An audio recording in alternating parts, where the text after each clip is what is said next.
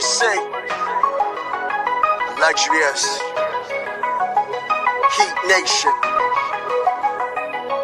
yeah, Mercy and Lago, down in Biscayne, yeah, 5 on the floor, ride for my dogs, where here's the thing, you can check the score, hustle hard, couple scars, wearing bubble frauds, down in Biscayne.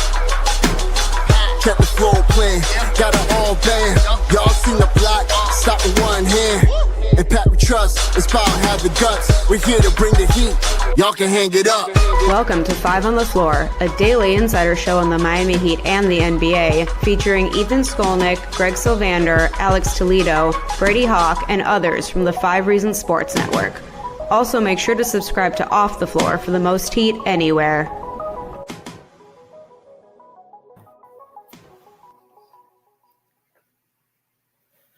All right, welcome into 5 on the Floor Live. I'm Ethan Skolnick. You can follow me at Ethan J. Skolnick on 5 Reasons Sports. I got Alex Toledo. You can follow him at Tropical Blanket. Greg Sylvander. You can follow him at Greg Sylvander. And Brady Hawk. You can follow him at Brady Hawk 305. The Miami Heat are now down 2-0 in their first round series against Cleveland Cavaliers. They again give up more than 120 points, this time 121. Game was a little tighter, though, 121 to 112. The Heat actually got within 2 in the fourth quarter of this game, but couldn't close it out. We'll talk about why the lineup also that was effective, but then kind of ran out of steam at the end. And, of course, Cleveland's ridiculous second quarter, which you couldn't shoot the ball any better than they did during that quarter. And then, of course, the player who closed it for Cleveland tonight wasn't Ty Jerome this time. It was Donovan Mitchell. So we'll get into some of the shots that he made, if there's anything Miami could have done to change this and what we took out of this, but positively and also negatively. But, I mean, we'll start here. I mean, the series is what we expected. They're coming back to Miami down 2-0. They'll play Saturday at 1 o'clock. I'm curious to see how the Cavs come into that game after a night in Miami. I'm also curious to see how the crowd acts on Saturday at 1 o'clock down 2-0 in a series. So we'll see how that looks when we get to it. And then game 4 would be on Monday. But just overall thought, Greg, on the effort tonight, I guess, as compared to the first game. And, of course, they made the lineup change and the rotation change we asked for. They put Davion Mitchell in the starting lineup. They played Jovic and Larson. And some of that went well. Some of it didn't go so well late in the game, but some of that went well. Yeah, I think some of it will stick. Davion being in the starting lineup is not going to change. I think the next thing they're going to have to evaluate is where going to continue to start and how they handle that. If we talk about further adjustments tonight, I felt like they had such a crappy first half and really bad second quarter that you just can't go on the road and expect to win games and play that badly. But I will say that you have to feel good about the fourth quarter they had, the way that they got back in that game. They made it a clutch game essentially throughout the very end there. So I give them credit. They showed grit. To do that on the road is not easy when you could have just laid over and died. So there's a lot that is good that way. Fans don't want to hear that shit when they just lost and they're down 0-2. But so there's stuff to take from this that can work. And I think Tyler should be credited for coming around after what was an uneven start. But the Cavs are tough, man. They shoot threes like crazy. They don't stop coming, and I don't think that the Heat necessarily can keep up with that offensively. So how can they drag a game in the mud in Miami? We'll find out. So I feel okay about this game, but it's not like I think that they're going to make this a series necessarily. It's still probably going to be a short one in 5, right? Yeah, I mean, I think so. I had the Cavs in 5 before this series. I think we've seen signs of ways that the Heat can compete, and I think a lot of it just comes down to effort, honestly. Like Davion's energy changes things for them, and I think it did at times tonight, and to be honest, so did Jovic's, although there were mistakes down the stretch that we'll talk about. Let's get Brady go. I think you want to say something. Let's talk about before we get. Well, let's do it before we get to the player of the game. The lineup change overall. You called for it. Alex and I called for it. Start Davion, play Jovic, play Larson. How would you grade it? I mean, they changed the Davion on the starting lineup, and it pretty much told you that they were going to lean all the way into defense when you saw them bring Pella and Haywood in originally kind of together. And it was like, okay, they're really going to lean defense, see how much they could switch around and try to cut off these attacks from Cleveland. But specifically with that lineup in the fourth quarter, I mean, the Davion, Tyler, Haywood, Jovic, Bam lineup, I mean, that was kind of what led them back. And that's why it's so tough, because I thought Nico actually did a lot of good things. I thought he was all over the glass. I thought he was a good connector. He was just kind of, controlling the pace of the game, gave them something different, gave them a ball handler so they could get off, Tyler could get off the ball, all of that. But I think this probably was a case, and it's tough to say because honestly, at the time, I think all of us were kind of just riding that lineup. But in the Monday morning quarterback kind of thing now is like, I think they rode that lineup a little bit too long, where Jovic probably should have came out, down the stretch of the clutch time, probably 3 minutes left. The question becomes, who are you going to put in? I mean, that guy's probably Andrew Wiggins, and he did not have a great game. I thought he was just all over the place in general. You don't know what could have happened if Wiggins came in. Wiggins might have missed the same corner threes that Jovic shot. So, like, trying to make that, point that things could have went differently there, it's tough to say, but definitely, I mean, Nico 1 of 8 from 3. He was just, you put a guy back in the fire in the middle of a game 2 in the playoffs that's been out for this long. It's kind of what's going to happen. And he's already kind of an up and down shooter in the past. He's a rhythm shooter. When he gets a couple to drop, he's a much better shooter. So, like, putting him in there flatly thinking that he's going to shoot that well, it's just not going to happen. So when Miami made their run, Cleveland pretty much said down the stretch, okay, what we're going to do is Davion and Haywood can't miss from 3. Like, they just can't miss in general in this game. We're just going to help off Nico. And every play down the court, they were just helping off of him. Miami was playing into that and kicking him in the corner. And Jovic was shooting with confidence, or maybe not enough confidence. And he just, wasn't making a shot. So it's tough. I don't really know who, like, what the correct answer would have been to put in down the stretch. But obviously it just didn't work out with the offensive philosophy down the stretch. All right. Again, before we get to the player of the game, Alex, let me throw this number at you, and you tell me who was most disappointing of this group. The starting front court, the starting backcourt scored 51 points. 51 points they got out of Davion Mitchell and Tyler Herro in 76 minutes, and shot a combined 21 for 33. And that included Davion was 5 of 5 from 2, and Tyler was 10 of 13 from 2. The two of them together were 15 of 18 from 2 or something along those lines, and added 7 rebounds and 11 assists. Like, you cannot ask the starting backcourt to play much better than that. Like, that is where they're at. The starting front court scored 28 points. So they got 51 points from 2 guards, and the starting front court scored 28 points, 9 total field goals on where was 3 of 5, but 6 of 14, so 9 of 24 from the starting front court. Wiggins was so bad that Spo wouldn't put him back in at the end of the game. Okay? Even when they were down 2 and that lineup ran out of gas. Bam's 3 of 9 in a playoff game. It's unacceptable. Sorry. It's unacceptable. He's maxed. And 5 of those 9 field goals were threes, Ethan. That's unheard of for Bam.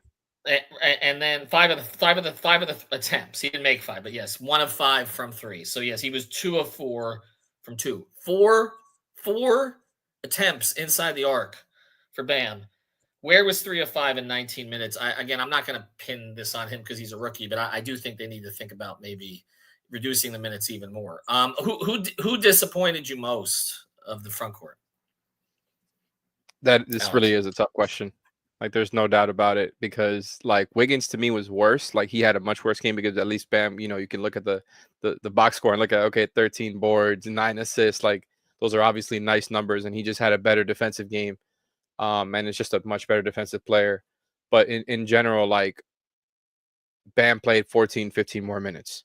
So him being just as bad scoring wise, again, Wiggins was worse. But because I do think, like, when you look at Bam, like Leif mentioned, taking most of his shots, or like more shots from 3 than from 2, that's outside of his comfort zone. And it's hard to blame him for taking some of those open ones. Like, most of them weren't like too early or anything. Those are the shots that you'd want, the threes you want him taking. It was just too many. There wasn't the balance on the, inside the arc. There wasn't anything easy for him. They weren't running anything for him. I know nobody wants to hear that, but it's true. Like, they didn't run anything for him to get into his spot. They didn't run any cross screens. They don't do that stuff anymore off ball for him, apparently. I don't know why. But just in general, I thought Wiggins was worse, but Bam, because you hold him to a higher standard and you play him 15 more minutes, they should have found a way to get him going. And it's like I always say, it's on him and it's on the coaching staff. Both need to be better. Like, you can't, this guy you're paying so much money. You know, I'm not one to bring that up with him. Like, you have to find a way to involve him on offense. You have to. Like, I understand Davion and Tyler had it going. You run the stuff through them when they're feeling themselves. I'm not saying Bam is first option, but like in the beginning of the game and in the beginning of the third quarter, you see them do some stuff for Wiggins to try to get him going, and that's where he kind of looked okay. And then once they stopped doing stuff for him, you know, he was just kind of bad, right? And then Bam, they didn't run anything for him. So I think they've got to find a way to get those guys going a little bit and keep them involved. They've got to be way better. Like, they've got to be much better than what they showed tonight, specifically like scoring wise. All right, let's get to the player of the night. And now it's time for the A-Aggressive Insurance Player of the Night, sponsored by our friend Lynette. You can find her at insurancebylynette.com. That's with 2 N's and 2 T's, insurancebylynette.com. If you need car insurance, renter's insurance, homeowner's insurance, or any other type of insurance, she's the person to go to. Based in Lauderhill, she services the entire Tri-County area here in South Florida, and she will make sure to get you the best deal. She'll probably talk to you about the heat while you're at it. Reach out to her, insurancebylynette.com. And now, the player of the game. I just can't get over that the starting backcourt had 21 made field goals and the starting frontcourt had 9. And you can't blame Tyler for chucking 14 of 24. Again, he was 10 of 13 from inside the arc. He also had 6 rebounds and 5 assists. Okay, player of the night. Greg, I'll give it to you this time. I mean, Tyler on the Heat, but Tyler Donovan Mitchell won. But Donovan Mitchell's fourth quarter makes him the player of the game. I mean, like I think that this showed us what the Heat need to find in a first option type of player, and that's what Donovan Mitchell did with his shot making. But Tyler was great. There's no doubt. When you mentioned the chucking, there were some things in the first half I didn't love, but he made up for everything in the second half. He brought them back, was super crucial to get back in the game. So you mean you'll take that win, but they're down 0-2. There was a period of time in this game where it seemed like Donovan was just screwing around, honestly. Like that, like the third quarter, he was taking some shots. I'm like, he's sort of slow playing into it, but then when it was money time. And again, this is why if you don't have one of those guys, you got to go get one of those guys. They know that. They just haven't been able to do it. That's it. And I know people are going to say, well, they could have gotten Donovan. Utah wanted Bam and a whole bunch of picks. And again, that's something that we'll be debating going forward when we see what ultimately happens with Bam. Brady, what would you do? Maybe this should be defending the house, but what would you do to slow down Donovan Mitchell in those situations? Because Haywood, I mean, a lot of it was Haywood, right? I mean, Haywood made 5 threes tonight, so you weren't taking him off the floor, especially when Duncan was bad again, which is something else we need to discuss. But what would you do? What would you have done with Donovan Mitchell there? You trap him? What do you do? Honestly, not really. I think you kind of have to live with what you saw from Donovan Mitchell late in the game. Like, I have more problem with what we saw in the first half from 3. Like, I know the Cavs were shooting at an amazing level, but like some of those were caused by the defense, that they were just leaving them wide open on these rotations. And they just got, like, you should not have that many open corner threes in a playoff game of this magnitude. Like, that should not happen over a course of the first half.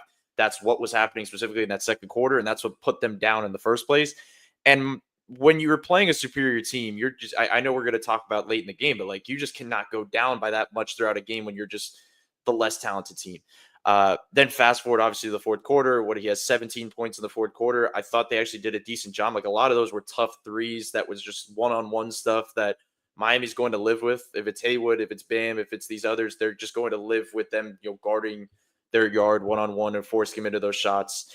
Because as soon as they overplay, it's Donovan getting downhill, and it's probably an even better shot inside, or it's a kick out in rhythm 3. So it's like, you kind of just have to pick your poison with this team. As Greg was talking about before, this is a good team they're playing. There's just certain things you have to live with. And one of those things, I mean, like Donovan too was like cold coming in. He was at the scorer's table for like forever. Like, he came out the game for a little bit. He was at the scorer's table. Miami got into a rhythm, and he came back, and credit to him. He was just firing, and they couldn't really stop him. But I just felt like there was other things that they weren't getting to throughout the game that was kind of more important. I mean, they shut down Ty Jerome, so there's that. Like, they cut down that like main point. But I will just say, what Alex was talking about before. I mean, the Bam thing is probably the most worrisome from this game. Like we talked about game one, when we were sitting here talking about the main thing was, Tyler getting attacked defensively. Well, like it almost like Bam was not attacking offensively, and that hurt. That's what lost them this game in a lot of ways. I felt like I just thought there was too many. There's the one part of them not settling him in and getting him into those sets and making him attack. But just too often, it's just Tyler just sprinting in circles, trying to get a handoff from Bam, where Bam has an opportunity to attack, where he has an opportunity to maybe slow the game down and gets to the line.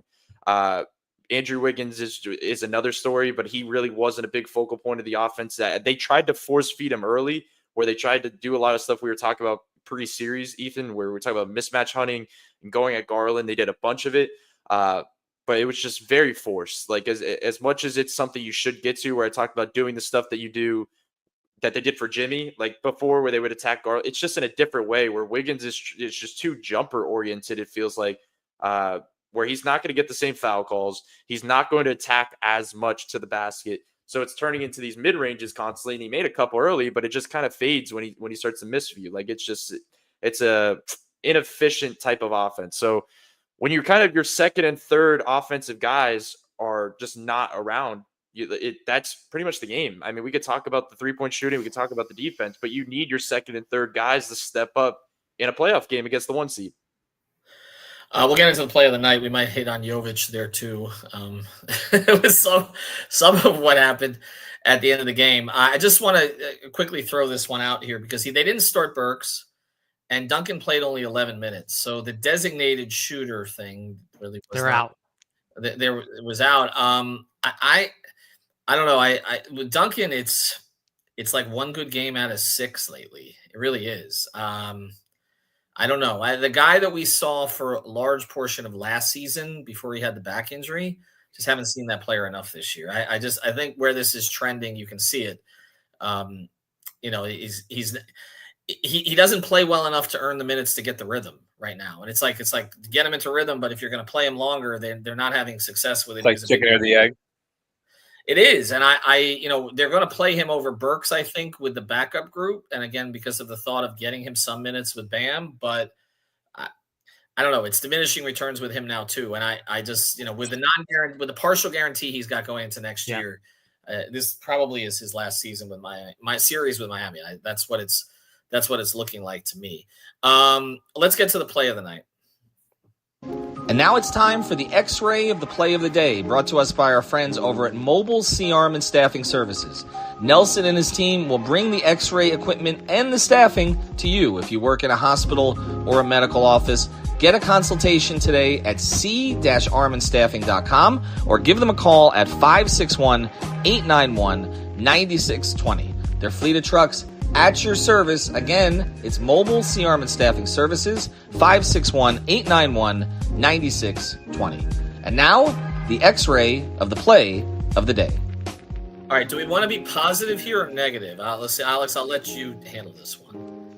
Because there was some good there was some good stuff at the end of the game. I mean, there were a couple of plays that Davion made, although Davion for sure, man. If he hit those free throws, though, like that was disappointing. Yeah. But he made some game-turning plays. I thought Tyler's ability to get into the paint. Look, we talk about the mid-range. He went to the mid-range very effectively tonight. But do we want to be negative and focus on whatever that was from Jovic on about 3 occasions? Because he played a big role in getting them back into the game, but sort of played them out of it at the end. Everything that didn't have to do with 3-point shooting, I thought he did pretty well. Agree. Especially for the first time playing in almost, actually it's exactly 2 months today, because his last game played was on February 23rd. So it's been 2 months since he really played. I know he played at the end last game, but his first real game back. And I thought the passing, the confidence as far as the way he moves around the floor, like the defense was not he's not a shutdown defender, but he was fine. He was solid. The 3-point shooting, though, my goodness, like you mentioned earlier, 1 for 8 is bad on its own, but it's even worse than that when you watch the way that he missed on a lot of those, man. Like there was some really bad ones. I think he had 2 air balls. He had one that went kind of on the side of the rim. Like those are just not good misses. And he had that one very questionable, really deep 3 as well. So those kind of stick out to you. I thought literally everything that didn't have to do with 3-point shooting, he did pretty well, or decent enough.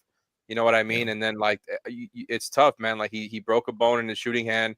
Like I mentioned, first game in 2 months. So it's tough when so many of your shots come from three, because a lot of times those are the shots he finds himself taking.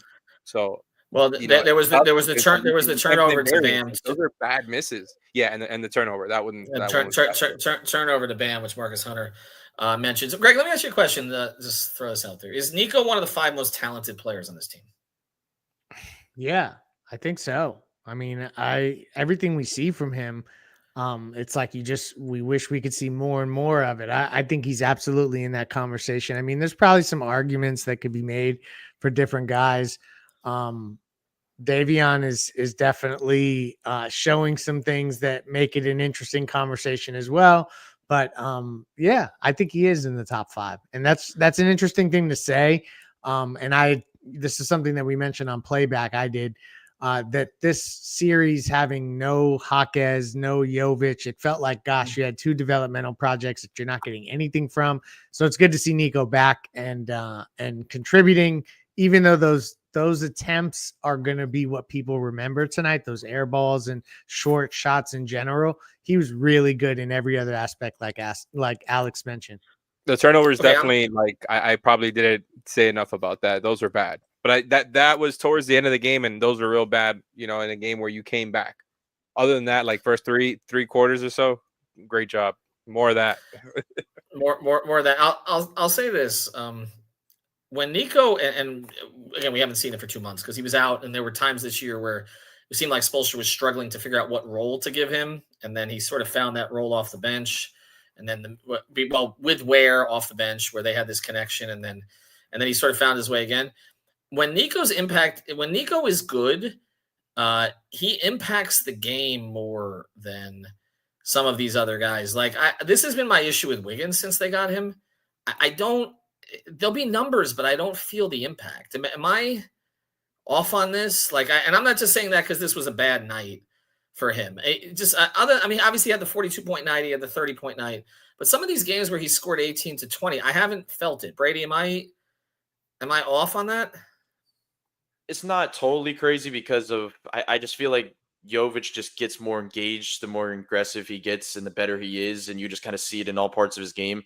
But I will say on the flip side, I felt like Miami's offense has looked its best this entire season when Wiggins was attacking in those few games that we saw it. When he was aggressive, when he was getting to his spots, Miami's offense just looked at its best, and they just haven't really gotten back to that. So they had to adjust and have guys like Davion and these others step up offensively, and it's gotten back to that point. But it's not crazy. I mean, like I said, I think it's always going to be the jumper with Jovic. It's always going to be kind of the thing that gets him to the next level as an offensive player, because he has so much of the other qualities to impact things. The other part of it is when you talk about the numbers, I mean, Wiggins is not the playmaker that Jovic is. So it just makes the impact feel at a different level when Jovic is able to kind of be that connector. Whereas Wiggins, if he's not, got a play drawn up for him to playmake or doubled and playmake or pass out of it, he's just kind of standing around in a lot of ways. So it's not crazy to say, but they just need Wiggins to play stronger and just be more engaged and play into the style of the offense. The whole reason when they talked about kind of getting him back in the mix was help out Tyler on the perimeter. And I just haven't really thought of Wiggins as a perimeter player as of late. He's not somebody you're handling and running a bunch of pick and rolls for. He's become a spot-up shooter that occasionally gets some mid-post reps, and I just don't really think that was the idea when they first got him. So, that part of it's rough. But I will say, I mean, this game, I mean, one of the few storylines is Davion and Haywood were incredible offensively. The fact that they were 35 points, 13 of 16 shooting from Davion Mitchell and Haywood Highsmith. If you were to tell me you'd get that in a playoff game, I'd probably think they won, because I would think that your main guys played at a decent level enough to get you to that point. But obviously that didn't happen. But really good offensive performances from them to keep them in this thing. I want to do a full episode on this. I don't want to waste it here. But I'm curious what people in the chat think, because I'm checking these comments about a Davion Herro backcourt moving forward. Because again, you're making a decision on Tyler and the extension potentially this offseason, but maybe the next offseason if he wants to wait. I know how you feel about it, Greg. We've talked about it. But then also Davion, you have to make a decision on him. And I just wonder what we saw it tonight. We saw it look pretty good, but it has limitations, particularly size. And then obviously one of them is defenders. But I'm curious what people think of that backcourt going forward, and we'll probably devote an episode to it. I'll say this about Wiggins from how old I am, Greg, and how many Heat players I've seen come through here. And again, he contributed to a championship, seems like a really nice guy, has talent, okay? But there's been a lot of guys who've come through here who they just don't impact. They had talent, but they didn't impact what they needed to. I'm thinking of Eddie Jones, Jamal Mashburn. That was who I thought of. Eddie Jones. There's a certain type of player, and we talk about the playoffs tell. And those were two guys who both were enormously talented, had success in other places. You know, when the Heat tried to make them anything other than a third option, they would struggle. When they were on the spot to do something because other guys were out, more so Eddie than Mash. Mash had his moments, but both of them at times struggled. Both of them had horrible playoff series with Miami. And I'm just getting flashbacks with Wiggins. I don't know what and they were both nice guys, like Wiggins. Okay. Like the opposite of the guy Wiggins was traded for, who had that dog in him. And I don't know. I'm conflicted on it because we saw Wiggins be arguably the second best player on a team that won a championship, but I haven't seen that guy here. I don't think we're going to either. And so I think that adjusting the expectations there, and frankly, as they, look ahead at the trade market, I think Wiggins is going to be a prime name that ends up in those talks, but we'll save that for the offseason. Yeah, but just a topic to put in our pocket, so to speak, because we're going to need a few. All right, let's get to the defensive segment here, defending the house. And now it's time for our Defending the House segment, sponsored by our friends over at The Real Estate Shop. You can find them at realestateshopfl.com. That's with 2 P's and an E, realestateshopfl.com, or at the Fort Lauderdale Realtor on Instagram. This is Javier Iglesias and Amanda Martin. They help buyers and sellers in real estate. They're nimble and protective of their clients. They service the entire Tri-County area.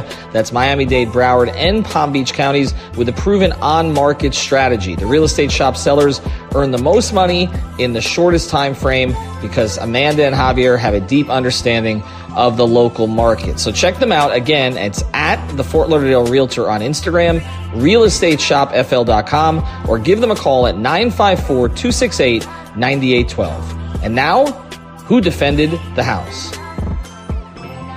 I don't think we're giving Bam a pass. I see the comments coming in saying we're giving Bam a pass. Look, I said at the beginning, 2 of 4 from 2 in a playoff game is unacceptable. I don't care what you're doing on defense. It's unacceptable. Like he must do more. Okay.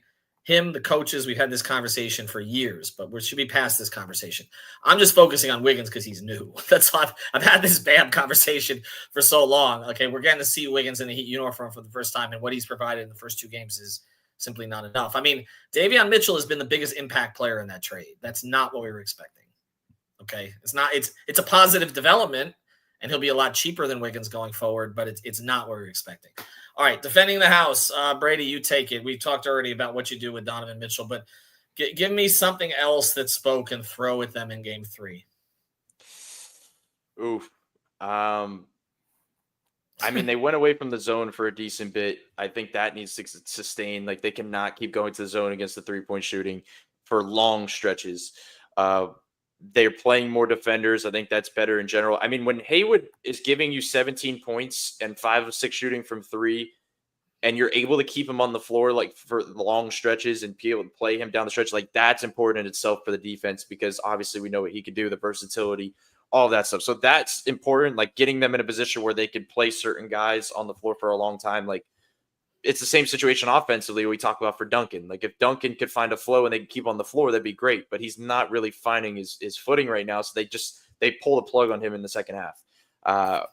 Defensively, I mean, they came out the gate and they had a good mindset. They were hedging and recovering on every screen. They were not giving up the Tyler switches as much. When they did give up the Tyler switch, it was kind of late clock, forcing a jumper. It happened a lot early in the game. So I thought that stuff was great. I just thought as the game went on, their rotations in general were a little off. the turnovers and into the transition points were hurting them a little bit. The second chance offensive rebound points were hurting them, kind of the usual stuff. But I thought their baseline of their coverages was not as bad as it was in game one. And that's why you kind of saw them kind of crawl back into this game. So I think the biggest thing is they have to sustain the starting lineup and keep Davion in there.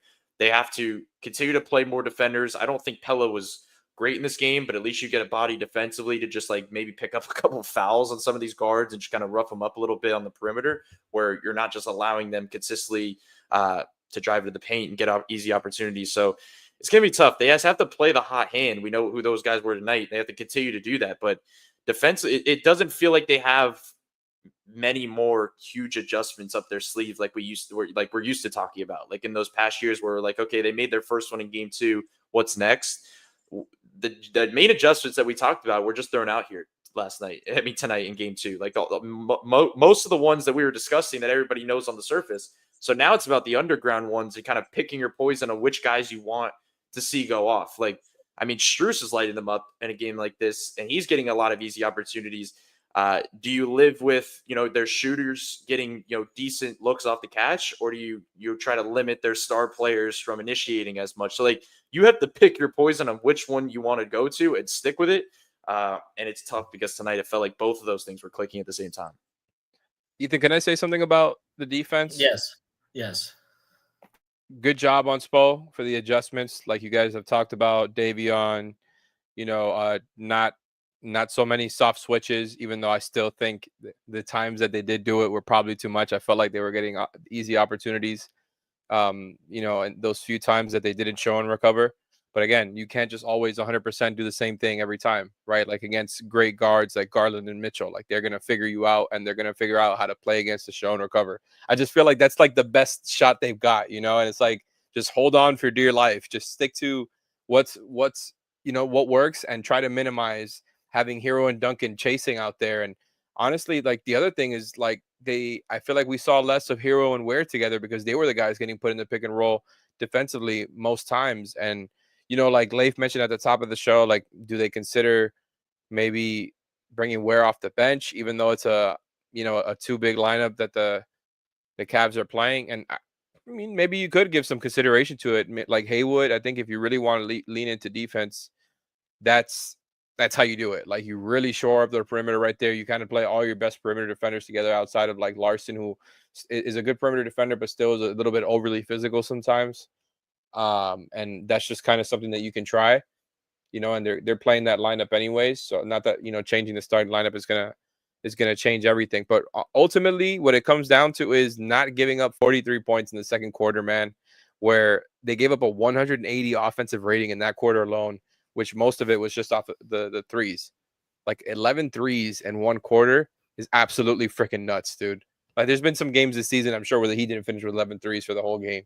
11 threes. I don't think Golden State's actually ever done that in the playoffs. I saw that tonight in a playoff game. They have so many shooters all over the floor, and then Mobley, like, what did he make, 3 or 4 on top of it? Like, oh my goodness. Okoro made 1. That's already like 4 extra threes right there. Like, and meanwhile, we're talking about the Heat having to basically sit their designated shooters to try to find anything. I thought the defensive effort was better. They still gave up 121. I mean, it's just the nature of it. By the way, people are mentioning this. I guess Jimmy Butler left game 2 against Houston. Looks like Amen Thompson took out his knees. No, it's actually a pelvic contusion. He fell. Contusion. But I think he didn't. I don't know. People are complaining that they took out his knees and then he fell. But I'm not. I don't think he hurt his knee. But then he went back to the locker room. So anyway, that's where he is. Greg, final thoughts on your hopes for game 3. I mean, you got to try to salvage something. Get one in Miami. I think you brought up an interesting point. A 1:00 tip in Miami on a Saturday isn't the best time slot for the Heat fans. So hopefully they'll be wide awake in the arena, in their seats, white hot. But it's tough to hope traffic a ton when you're down 0-2. And it's kind of looked like you took their best punch today. You got back in the game, still came up short. That was probably the one you had to steal. But you never know. I mean, we've seen the Heat go down 0-2 and get one at home at least. So, hopefully they can salvage the series. But they got to make further adjustments, and that's a tough thing to do against this Cavs team because they don't stop with the 3-point shots, it appears. Yeah, I mean, I think it's a really well-constructed team. I don't know that they're going to the finals. I still think Boston beats them when it comes down to it. But the fact that they have so many places it can come from, Mobley played better tonight, but we still haven't seen them really go to him. They haven't really needed to. I mean, he did some things in the first half. Allen didn't kill him on the boards the way that he did in the first game. They controlled Ty Jerome tonight, but Donovan Mitchell, ultimately, when it mattered, was the best player on the floor, and that's probably how it should be. You're talking about a guy who's being considered for first-team All-NBA. All right, appreciate all the comments today. I know I've never seen such disparity in terms of those who credited Jovic for getting them back in the game, but also blamed him for losing the game. I saw a lot of that in the comments tonight. I don't know that anything would have necessarily pulled them over the top tonight in terms of lineup changes, but at least they made it competitive at the end, so that's kind of where we're at right now. Thanks to Alex, Greg, Brady. Appreciate all the comments, as we said. Thanks to our sponsor, c-armandstaffing.com, real estate shop, fl.com, insurancebylinnette.com. We'll have an episode tomorrow. Have a good one, everyone. Thank you for listening to the 5 on the Floor on the 5 Reasons Sports Network. After all, someone needs to listen to my dad.